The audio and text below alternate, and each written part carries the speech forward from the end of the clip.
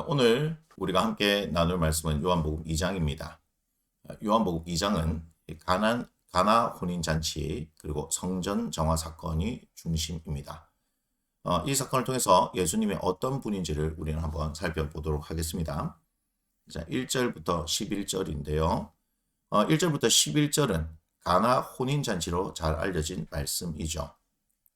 이 사건은 혼인잔치 집에 잔치 중에 포도주가 떨어져서 곤란을 겪게 되는 가운데 예수님께서 물을 포도주로 만드신 사건이십니다. 이 내용을 좀 더 들여다보면요. 우리가 1절에 보니까 갈릴리 가나에 혼례가 있어 예수의 어머니도 거기 계시고, 그래서 예수님의 어머니 마리아가 거기 계셨고, 2절을 보니까 예수와 그 제자들도 혼례의 청함을 받았다 하니까 예수님과 제자들도 청함을 받았다는 것을 알 수 있습니다. 그렇다면 이들 모두, 그러니까 예수님의 어머니 마리아와 예수님 그리고 제자들이 잔치집과 관련된 사람이라는 것을 생각해 볼 수 있죠. 그런데 잔치하던 도중에 포도주가 떨어졌어요. 3절에 보니까 포도주가 떨어진지라 이렇게 말씀하고 있는데요. 이스라엘에서는 보통 이제 이 잔치를 하면요 일주일 동안 합니다. 그런데 그동안 포도주가 떨어지게 되면 이렇게 되어진 것은 잔치집에 크게 흠이 되는 그런 일이죠. 그리고 예수님과 그 제자들도 청함을 받았다 이렇게 나오죠. 보통 한 일주일 동안 하는 잔치이다 보니까 많은 이제 음식이 소요가 됩니다. 그래서 초대받지 않은 사람은 잔치집에 들어갈 수가 없어요.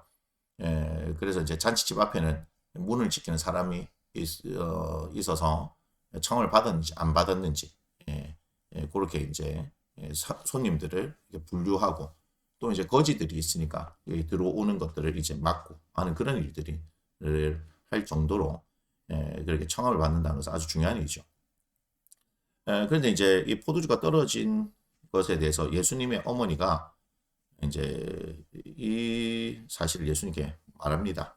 3절에 보니까 예수의 어머니가 예수에게 이르되 저들에게 포도주가 없다 이렇게 말씀하시죠.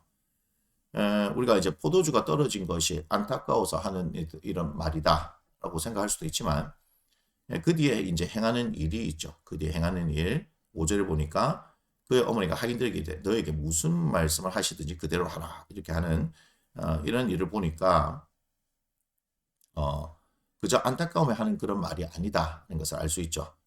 구체적으로 예수님께 요청하는 거였어요. 이것은 그렇다면 예수의 어머니는 이 잔치집과는 아주 가까운 사이다 하는 것을 우리가 알 수 있습니다.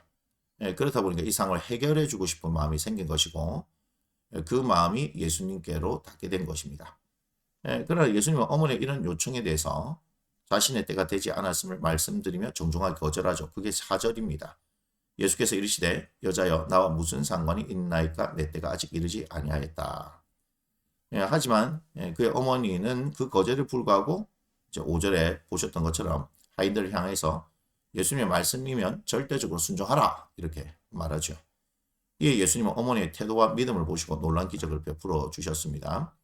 이 기적으로 인하여서 중간에 멈출 것 같았던 잔치가 이전보다도 더 풍성하고 아름답게 이어지게 됩니다.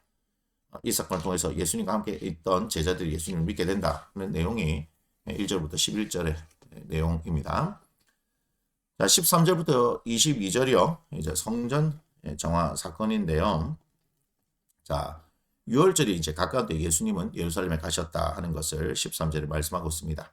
그런데 성전 안에서 상인들이 장사를 하고 있죠. 14절에 성전 안에서 소와 양과 비둘기 파는 사람들과 돈 바꾸는 사람들이 앉아 있는 것 보시고 그래서 이제 예수님께서 이들을 다 내쫓으십니다. 15절 노끈으로 채찍을 만드사 양이나 소를 다 성전에서 내쫓으시고 돈 바꾸는 사람들이 돈을 쏟으시면 상을 엎으시고 비둘기 파는 사람들에게 이르시되 이것을 여기서 가져가라. 내 아버지의 집으로 장사하는 집을 만드지 말라. 이렇게 말씀하십니다. 그러자 이들과 결탁되어 있던 사람들이 예수님께 이제 표적을 구합니다. 18절에 이에 유대인들이 대답하여 예수께 말하기를 네가 이런 일을 행하니 무슨 표적을 우리에게 보이겠느냐. 즉 무슨 권위로 이런 일을 하느냐라고 묻는 거죠. 하지만 예수님은 이들이 이해할 수 없는 그들의 질문에 대해서 이해할 수 없는 말씀을 하시죠. 표적을 보이라 했으니까. 그 표적을 이제 말씀을 하시지만 이해를 못합니다. 성전을 한번 헐어봐라. 그러면 내가 3일 만에 다시 일으키겠다. 이게 19절의 말씀인데요. 이 예수님의 대답은 말이 되지 않습니다. 왜냐하면 그들이 짓고 있는 이 성전이 46년에 걸쳐서 지어진 것이기 때문입니다. 그죠? 20절에 보니까 그렇게 말씀하고 있죠. 하지만 예수님의 성전의 개념은 이들의 개념과는 달랐습니다. 그리고 이제부터 달라진다는 것을 말씀해 주시죠. 제자들 이 당시에는 예수님의 말씀을 이해하지 못했습니다. 하지만 죽음에서 3일 만에 부활하신 예수님을 통해서 이때의 말씀이 바로 성전된 자기 육체를 가리켜 하신 것임을 알게 되죠. 그리고 이들은 성경과 예수께서 하신 말씀을 믿게 되었다 라고 하는 것을 21절과 22절을 통해서 우리가 보게 됩니다. 자, 1절부터 11절까지 가나 혼인잔치를 통해서 또한 13절부터 22절까지 성전 정화 사건을 통해서 우리는 이 모든 사건이 예수님을 믿게 하기 위해서 나타난 것이다 하는 것을 알 수 있습니다. 그런데 우리는 요한복음을 통해서 예수님이 구체적으로 어떤 분이신지를 알기로 했죠. 그래서 이런 관점 가지고 한번 다시 들여다보면 1절부터 11절 가나의 혼인잔치에 포도주가 떨어졌고 그의 어머니가 예수님과 그 상황을 알리고 하지만 예수님은 당신의 때가 아니게 거절합니다. 그러나 그의 어머니는 그 거절에도 불구하고 하인들에게 예수님의 무슨 말씀이라도 들을 것을 말합니다. 그래서 예수님은 기적을 행하셨습니다. 이제 생각해 봅니다. 예수님의 때와 포도주 어느 것이 더 중요합니까? 예수님의 때는 결국 하나님의 때이기 때문에 예수님의 때가 생각해 볼 것도 없이 더 중요합니다. 하지만 비교도 할 수 없는 더 중요한 것이 있음에도 불구하고 예수님은 움직이셨죠. 이런 일은 예수님의 사역에서 볼 수 없는 일입니다. 그러나 예수님은 이 일을 하셨습니다. 여기서 구체적으로 어떤 예수님을 보게 됩니까? 그리고 이 사건의 결론이 무엇입니까? 11절을 보면 알 수 있습니다. 그의 영광을 나타내심에 제자들이 그를 믿으니라. 결국 하나님의 때를 나타낸 것입니다. 정리하자면 우리는 우리의 관점에서 문제를 보고 해결해 달라고 기도하지만 하나님은 하나님의 계획하신 가운데 우리를 위해 당신을 나타내신다 하는 사실이죠. 그리고 우리가 부족해도 우리의 상황과 형편을 아뢰는 기도가 필요한 것이고 그러면 그 가운데서 하나님은 하나님의 영광을 나타내시고 그 모든 일을 하나님께서 행하셨음을 우리에게 알게 해주시는 분이십니다. 13절부터 22절은 성전 정화 사건입니다.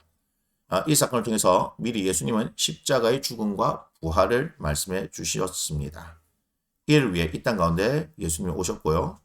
그러므로 우리는 예수님이 이 땅 가운데 행하시는 모든 일이 이것, 십자가의 죽음과 부활을 향해 나아가고 있음을 보아야 합니다. 즉 분명한 기준과 지향점을 가지고 행하시는 분이 예수님이다 하는 것을 보아야 하죠. 그렇다면 우리도 이 땅 가운데서 살아가야 할 분명한 기준과 지향점이 있어야 합니다. 그래야 내가 무엇을 해야 할지가 분명하고 사람들이 하는 말에도 흔들리지 않고 살아갈 수 있을 것입니다. 세상은 어떻게 해서든지 우리를 흔들기 때문입니다. 그리고 우리가 이해할 수 없어도 예수님을 절대적으로 믿고 따라야 합니다. 어떤 경우는 그 당시에 우리가 이해할 수 없기 때문입니다. 시간이 지나서야 우리가 이해할 수 있는 일들이 있기 때문입니다.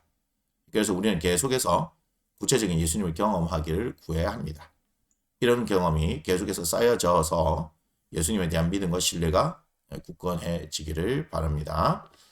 오늘의 말씀 묵상을 위한 도움인데요. 세 가지로 보는데 짧게 한번 묵상해 보셨으면 좋겠습니다. 첫 번째, 가나 혼인잔치를 통해서 알게 된 예수님, 그분은 어떤 분이시냐. 두 번째, 성전 정화 사건을 통하여 알게 된 예수님은 어떤 분이신가. 세 번째, 이런 예수님 있죠. 그리고 이런 예수님을 구체적으로 경험할 수 있기를 한번 기대해 보셨으면 좋겠습니다. 요한복음 2장의 말씀은 여기서 마치도록 하겠습니다.